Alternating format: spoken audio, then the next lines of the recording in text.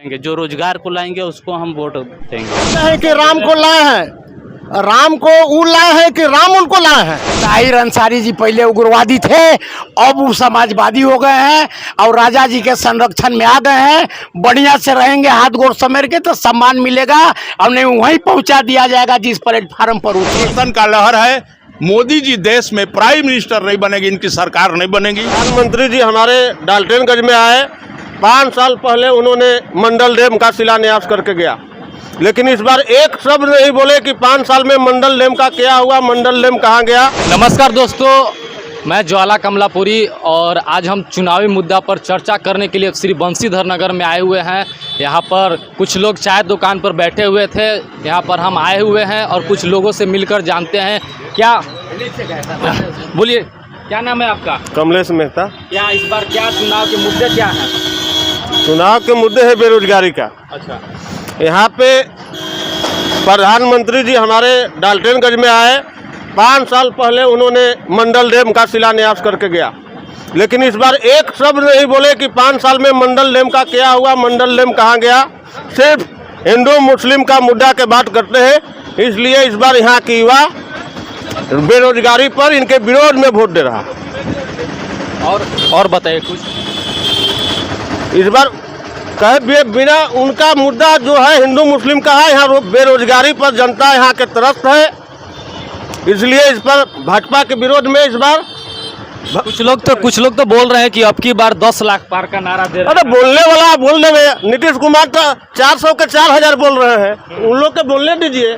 200 पार नहीं करेंगे, 400 की तो बहुत दूर है। मोदी जी तो बोल रहे हैं कि सबका साथ करेंगे, सबका विकास है, तो आप विरोध क्या कर रहे हैं? 10 साल से सबका साथ सबका विकास करिए ना रहे, आपका भी विकास हुआ होगा, समझ में आइए ना रहा है। अच्छा, चलिए और कुछ और इनसे भी मिलकर जाना। क्या नाम पड़ेगा आपका? मेरा नाम कामता प्रसाद है। क्या अब की बार चुनाव के मुद्दा क्या रहेंगे? चुनाव में इस बार जो है परिवर्तन का लहर है। अच्छा, पूरे देश में भवनाथपुर विधानसभा और पलामू लोकसभा सीट में पूरे देश में परिवर्तन का लहर है। 10 साल से मोदी जी इस देश में प्रधानमंत्री बन करके केवल वो जुमलाबाजी किए। जुमलाबाजी से महंगाई को कोई रोक नहीं पाया। यूपीए का गवर्नमेंट में 500 रुपया का गैस बिकता था, आज 1100-1200 रुपया का बिक रहा है। दाल का भाव 200 रुपया किलो हो गया। तेल का भाव, इतना महंगाई से लोग त्रस्त हैं, पूरे देश के लोग आज जुमलेबाजी से ये काम चला रहे हैं। और आज 400 पार की बात आप कह रहे हैं, 400 पार छोड़ दिए। बंगाल के राजनीति में बंगाल जब गए थे तो ये कह रहे थे 200 पार 200 पार 200 पार, लेकिन आया 70 गो सीट। इनका यह काम है कि 400 कहेंगे, 400 कहेंगे, ये 180 से बढ़ने नहीं जा रहे हैं। 400 की तो बात कह दीजिए।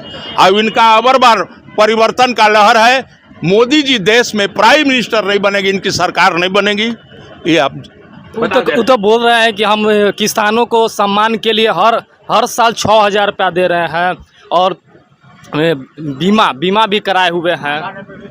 किसान जो है, किसान का जो हड़ताल हुआ था उसमें 700 किसान आत्महत्या कर दिए।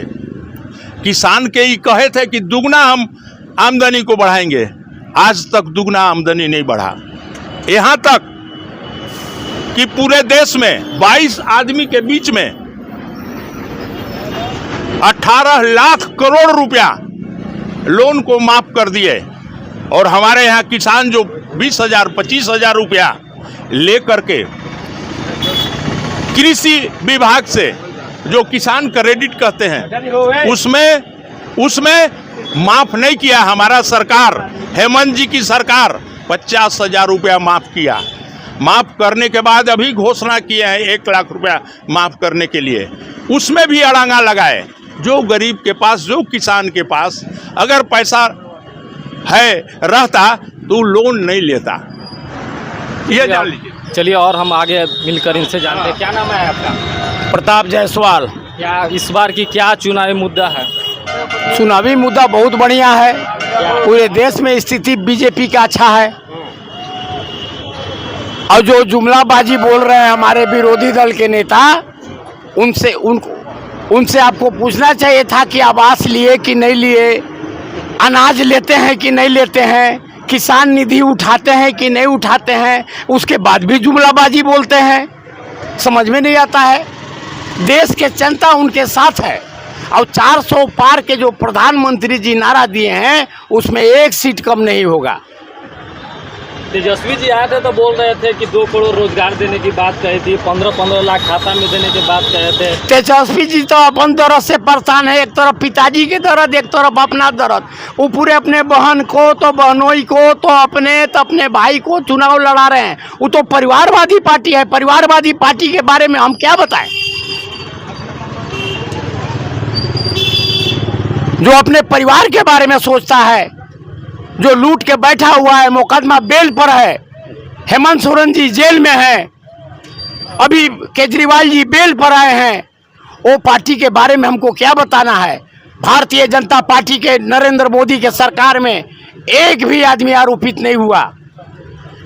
जो चुनाव लड़ रहे हैं 400 पार करेंगे।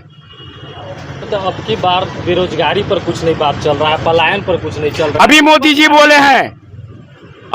जी बोले हैं कि ये मेरा टेलर है, पिक्चर अभी बाकी है। डाल्टनगंज में आए थे तो कुछ पलायन पर, बेरोजगारी पर नहीं बात तो बोले कि अभी हमारा टेलर है, पिक्चर बाकी है, अब पिक्चर स्टार्ट होगा। 10 साल हो गया, कहाँ टेलर अब फिल्म चल गया? काहे नहीं हुआ? आपको महिलाओं का जो समूह चलाया वो बेरोजगारी दूर नहीं है? महिलाओं को समूह में तो महिलाएं का खून चूसा रहा है। खून कैसे चुचा रहा है? लखपति महिला बन रही, लखपति दीदी बन रही हैं। अब उनका लक्ष्य है कि 2 लाख महिलाओं को, 2 लाख बहनों को करोड़पति दीदी बनाएंगे। अभी पलामू परमंडल में हर रोज, पलामू परमंडल में चाहे रेहला हो, चाहे डाल्टनगंज हो, गढ़वा हो, हर जगह से 5,000 से 10,000 लोग एकदम प्रतिदिन पलायन कर रहे हैं। उसका व्यवस्था अबड़ी वाला चुनाव में होगा। हाँ, अबड़ी चुनाव सरकार बनने के बाद उसका व्यवस्था होगा। 4 लाइन के काम इसके पहले 70-75 बरस के अंदर हुआ। जहाँ भी रोड की स्थिति देख रहे हैं, क्या स्थिति है? रेलवे स्टेशन के क्या स्थिति है? विरोधी बोल रहे हैं कि सब बेच दिया। खरीदा के वो तो पूछते कि ताहिर अंसारी खरीदे कि ओबीसी हैदराबाद वाला खरीदा कौन? बेचने के तो बेच दिए, खरीदा के जिसे हम अपना घर बेच दिए तो पता चलेगा ना कि नगर के सेठ गोकुल बाबू खरीद लिए। तो ये खरीदा के ये सब जुमलाबाजी से काम नहीं चलेगा। ताहिर अंसारी जी पहले उग्रवादी थे, अब वो समाजवादी हो गए हैं और राजा जी के संरक्षण में आ गए हैं। बढ़िया से रहेंगे, हाथ गोड़ समेट के तो सम्मान मिलेगा और नहीं वहीं पहुंचा दिया जाएगा जिस प्लेटफार्म पर उठे। जय हिंद, जय भारत। वोट करिएगा। रोजगार मुद्दा है, बेरोजगारी है, सब कहते हैं राम को लाए उनको लाएंगे, जो रोजगार को लाएंगे हम उनको लाएंगे। अभी हमारे यहाँ ITI बन के पड़ा हुआ है, उसका कोई अति नहीं है। दूध पे GST लग गया आपका, पहले GST नहीं था। पनीर पे GST लग गया, GST नहीं था। एजुकेशन पे आपका GST लग गया, एजुकेशन पे 18% GST नहीं था। कहते हैं 1 किलो राशन देंगे।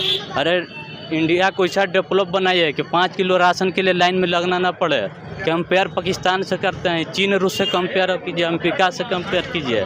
पाकिस्तान से कंपेयर क्यों करते हैं? चीन से कंपेयर कीजिए, चीन से कीजिए, अमेरिका से कीजिए। केवल कहते 5 किलो राशन। इन लोग से पूछे, एजुकेशन पे बात करें, बेरोजगारी पे बात करें तो केवल मस्जिद मंदिर पे मुद्दा उठाएंगे। एजुकेशन पे बात कीजिए, कोई जवाब नहीं दे पाएगा। एजुकेशन पे आपका GST बढ़ते जा रहा है। हम बेरोजगारी को लेकर वोट करेंगे, जो रोजगार को लाएंगे उसको हम वोट देंगे। चलिए आगे हम इनसे मिलते। क्या नाम है आपका? अजय कुमार पूर्व मुखिया। अच्छा, क्या मुद्दा, क्या चुनाव इस बार, क्या चुनाव के मुद्दे पर आप वोट करेंगे? हम लोग का मुद्दा है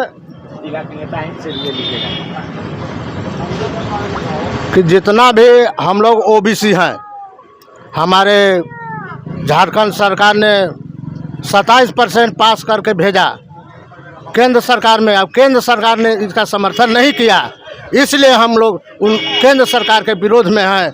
हम लोग ममता भुइयां के पक्ष में हैं और ललटेन छाप में वोट मारेंगे। जितना भी OBC हैं उतना सभी का वो लंटेन छाप में जाएगा। लॉकडाउन छः में सब लोग तो बोल रहा है कि मोदी जी अब की बार बहुत ज़्यादा विकास करने वाले हैं।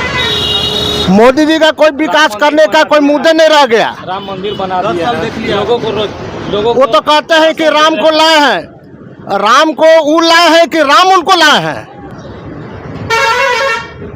राम हमको सबको लाए हैं, हम राम को नहीं लाए हैं। तो बोलते थे कि 500 वर्ष तक टेंट में रहे, अब उनको महल मिल गया। महल मिल गया चाहे कंठ ले गए, वो तीनों लोग हैं, कहीं रहेंगे तो अपना ईश्वर हैं। ये सब बनावटी बात नहीं बोलना चाहिए। बोलिए, क्या नाम है आपका? इंद्रमणि जायसवाल। क्या इस बार क्या रहेगी, चुनाव के मुद्दे क्या रहेंगे? चुनाव के मुद्दे देखिए, आज आज़ादी के 75-76 साल हो गए। आज़ादी के 75-76 साल हो गए, जिसमें 2014 से 2024 तक मात्र 10 साल माननीय नरेंद्र भाई मोदी जी की सरकार अभी है। और जो 10 साल में इन्होंने किया वो पिछले 65 साल में कुछ नहीं हुआ था।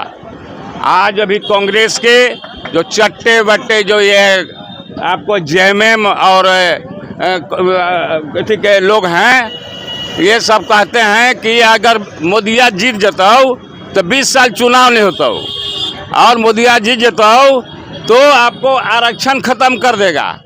आरक्षण ख़त्म कर देगा, उतना ही नहीं, ये कहते हैं कि बाबा भीमराव अंबेडकर साहब का बनाया हुआ संविधान को ये ख़त्म कर देंगे।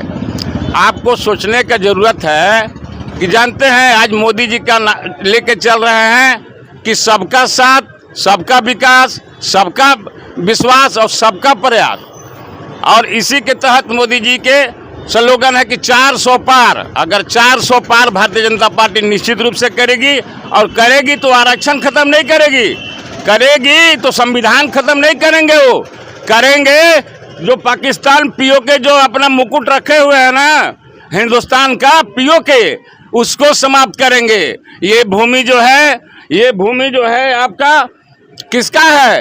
ये भूमि जो है ये राम रघुवंशियों का है। ये भूमि धरती जो है जदुवंशियों का है। रघुवंशी का भूमि को तो दिखला दिया उन्होंने, अयोध्या में राम मंदिर बना दिया जो 500 बरस पुराना बाबर ने तोड़वाया था। और जदुवंशी के लिए कृष्ण जन्मभूमि जो है वह मथुरा में है, वो अभी अभी बाकी है। इस बार 400 पार करने के बाद उस भूमि का काम ये करेंगे। लेकर वोट करिएगा। रोजगार मुद्दा है, बेरोजगारी है। सब कहते हैं राम को लाए हैं उनको लाएंगे, जो रोजगार को लाएंगे हम उनको लाएंगे। अभी हमारे यहाँ ITI बन के पड़ा हुआ है, उसका कोई अति नहीं है। दूध पे GST लग गया आपका, पहले GST नहीं था। पनीर पे GST लग गया, GST नहीं था। एजुकेशन पे आपका GST लग गया, एजुकेशन पे 18% GST नहीं था। कहते हैं 1 किलो राशन देंगे। अरे इंडिया को ऐसा डेवलप बनाइए कि 5 किलो राशन के लिए लाइन में लगना ना पड़े। कंपेयर पाकिस्तान से करते हैं, चीन रूस से कंपेयर कीजिए, अमेरिका से कंपेयर कीजिए। पाकिस्तान से कंपेयर क्यों करते हैं? चीन से कंपेयर कीजिए, चीन से कीजिए, अमेरिका से कीजिए। केवल कहते 5 किलो राशन। इन लोग से पूछे, एजुकेशन पे बात करें, बेरोजगारी पे बात करें तो केवल मस्जिद मंदिर पे मुद्दा उठाएंगे। एजुकेशन पे बात कीजिए, कोई जवाब नहीं दे पाएगा। एजुकेशन पे आपका GST बढ़ते जा रहा है। हम बेरोजगारी को लेकर वोट करेंगे, जो रोजगार को लाएंगे उसको हम वोट देंगे। चलिए, और लोग